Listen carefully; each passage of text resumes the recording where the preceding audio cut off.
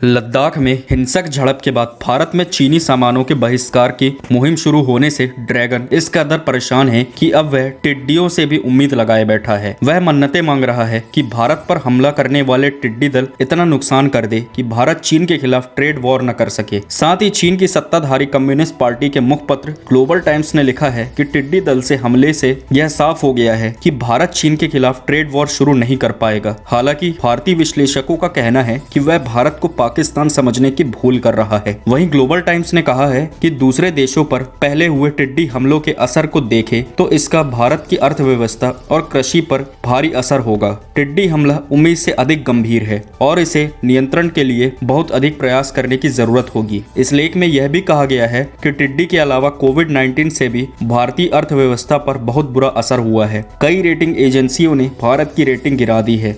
हालांकि कोरोना का जिक्र करते हुए मुखपत्र ने यह नहीं लिखा कि चीन की अपारदर्शिता और समय पर दूसरे देशों को जानकारी नहीं देने की वजह से कोरोना दुनिया में लाखों लोगों की जान ले चुका है। इसमें आगे ये भी बताया गया है कि भारत पर टिड्डी हमला जले पर नमक छिड़कने जैसा है। इससे भारतीय अर्थव्यवस्था को और बड़ा आघात लगेगा और गरीबी और असमानता भी बढ़ेगी। वहीं बॉयकॉट चाइना को अपने खिलाफ कठोर कार्रवाई के रूप में स्वीकार करते हुए चीन के सरकारी अखबार ने लिखा है कि ऐसी परिस्थिति में भी यदि कुछ भारतीय चीनी सामानों के बहिष्कार के जरिए हमारे खिलाफ कठोर आर्थिक कार्रवाई करने की सोच रहे हैं तो ऐसा नहीं कर पाएंगे। वहीं दुनिया भर में मारे गए लाखों लोगों के प्रति अब तक अफसोस जाहिर नहीं करने वाले चीन ने कहा कि भारत में गरीबों पर लॉकडाउन के बाद भीषण गर्मी और अब टिड्डियों का हमला देखना दुखद है और लाइन ऑफ एक्चुअल कंट्रोल पर आक्रामक तेवर पर भारत से उसी की भाषा में मिले जवाब के बाद चीन ने कहा कि अब कोई सीमा पर अपने पड़ोसी से विवाद नहीं चाहता है। वहीं भारत के अलावा चीन, जापान, ताइवान, ऑस्ट्रेलिया और अमेरिका जैसे कई देशों से घिर चुका चीन अब दुहाई दे रहा है कि झड़प में उसके भी सैनिक मारे गए हैं, इसलिए